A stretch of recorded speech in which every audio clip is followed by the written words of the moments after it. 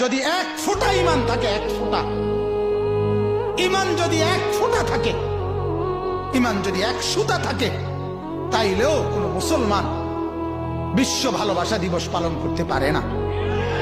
এটা মুসলমানের কোনো কিছু না। এটা জন্তু জানোয়ারের উৎসব হইতে পারে, এটা ইমানদারের উৎসব হইতে পারে না। এটা বেহায়াতের উৎসব হইতে পারে, এটা কোনো ভদ্র মুসলমানের উৎসব হইতে পারে না। কোনদিন আমার ভালোবাসা আল্লাহকে প্রতিদিন, ঠিক কিনা বলেন না? আল্লাহকে ভালোবাসি বছরে কয়দিন? রাসূলুল্লাহ সাল্লাল্লাহু আলাইহি সাল্লামকে ভালোবাসি বছরে কয়দিন? মাকে ভালোবাসি কয়দিন?